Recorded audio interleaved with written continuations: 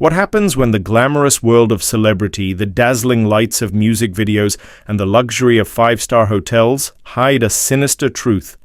Imagine seeing firsthand the shocking aftermath of an alleged violent outburst, trying to hide the terrible injuries, and then being too terrified to call the police. Picture a powerful mogul constantly changing his identity, leaving a trail of curious notes and demands at exclusive hotels. And what if the very devices meant to connect us hold secrets that could unravel a sprawling criminal enterprise? This isn't just about the glitter and gold of Hollywood, it's about the dark shadows lurking beneath the surface. In the explosive federal racketeering trial against Sean Diddy Combs, the courtroom this week became a stage for three crucial witnesses, each pulling back a new layer of Diddy's alleged secretive world. Their testimonies touched on everything from alleged physical abuse and the fear of reporting it, to mysterious aliases and potentially damning digital evidence. First to the stand was Mylah Morales, a renowned makeup artist who once worked for Diddy himself and later became a close confidant to Cassie Ventura. Mylah spent years in Diddy's orbit, witnessing the demands of his perfectionism, where even a makeup look had to be reported back to him with pictures. But her testimony quickly shifted from the glitz to the grim. Mylah Morales recounted a terrifying incident from around Grammy weekend in 2010. After a party at Prince's house, Mylah and Cassie returned to a hotel room. That's when Diddy allegedly stormed in, demanding, "Where the fuck is she?" Mylah heard screaming and yelling from inside the closed room where Diddy and Cassie were, and when Diddy stormed out, the scene Mylah witnessed was heartbreaking. Cassie was distraught, with a swollen eye and a busted lip and knots on her head. Mylah quickly took Cassie to her own home, where she stayed for days. This chilling account directly echoes Cassie's own prior testimony about Diddy allegedly beating her in a hotel bedroom. What would you do if you saw a close friend, a young woman with such severe injuries, allegedly inflicted by one of the most powerful men in music? Mylah Morales testified that she had a doctor friend check on Cassie, who even recommended an emergency room visit. But Cassie refused. And, crucially, Mylah herself admitted she didn't call the police. Why? Her reason was stark and chilling. She feared Diddy and feared for her life. This speaks volumes about the alleged grip Diddy held over those in his circle, a fear so profound it silenced witnesses to alleged violence. Then the curtain was pulled back on Diddy's alleged penchant for secrecy and aliases. Frederick Zemmour, the general manager of the luxurious L'Hermitage Hotel in Beverly Hills, California, took the stand. Hotel records dating back to 2008 were entered into evidence, revealing a fascinating and deeply curious pattern. A profile initially created under Sean Combs' name in 2006, repeatedly changed, to Jackie Starr in 2009, to Frank White or Frank Black around 2011 and 2012, and even to Ryan Lopez in 2019. Why the constant name changes? What was Diddy allegedly trying to hide, and from whom?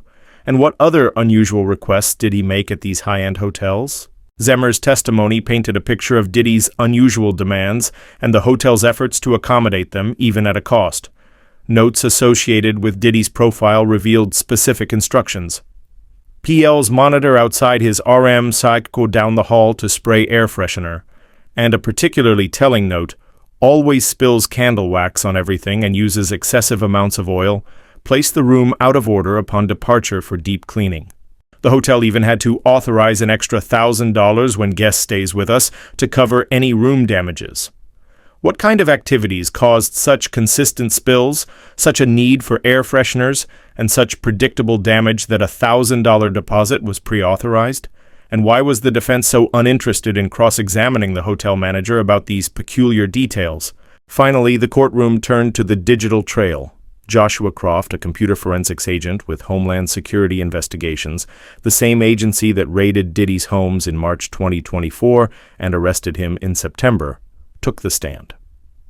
Croft testified about extracting data from 3 of Cassie Ventura's laptops, and what he found was both telling and intriguing.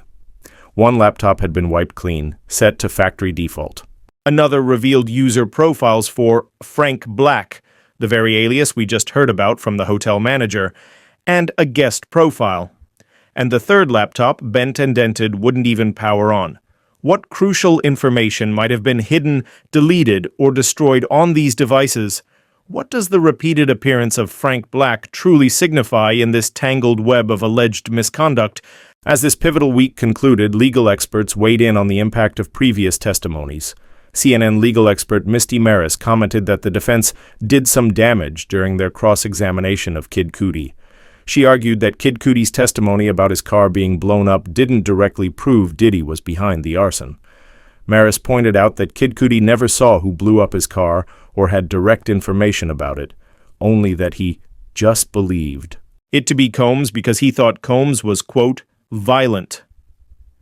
This highlights the intricate challenge facing the prosecution, proving direct links to alleged crimes within Diddy's vast and complex network, even when witnesses have strong suspicions. With the jury dismissed for a Memorial Day holiday weekend, strict instructions were given to avoid all media coverage. The trial, however, is set to resume with even more crucial testimony. The prosecution has confirmed their next witness will be Capricorn Clark, Diddy's own employee who allegedly felt forced into accompanying him to Kid Cudi's home. Following her, witnesses from the Los Angeles Police Department and Fire Department are expected to take the stand, potentially bringing law enforcement's official perspective to the alleged incidents we've heard so much about. This week's testimony, from Mylah Morales' harrowing account of alleged injuries and fear to the strange world of Diddy's hotel aliases and the potentially revealing digital evidence, paints an increasingly vivid and disturbing picture. What do you think about Mylah Morales' decision not to call the police due to fear? And how significant is the Frank Black alias appearing on both hotel records and Cassie's laptop? Share your theories in the comments below. Your engagement is what makes CEtrends so valuable. The Diddy trial continues to shock and reveal, and CEtrends is committed to bringing you every single development, unedited and unfiltered. To ensure you don't miss any breaking news, any new witness, or any crucial courtroom moment, make sure to hit that subscribe button right now and turn on notifications for CEtrends. This is where you get the truth behind the headlines directly to your screen without the fluff.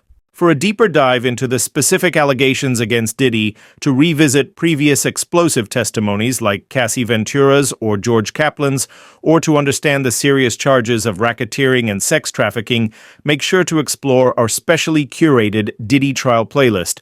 You'll find it linked right here on your screen, or you can simply search for CEtrends Diddy Trial on YouTube. We've got all the crucial context and details you need to stay fully informed on this landmark case. Thank you for watching CEtrends. We'll continue to bring you the most in-depth coverage and analysis of this trial. We'll see you next week as the shocking revelations continue.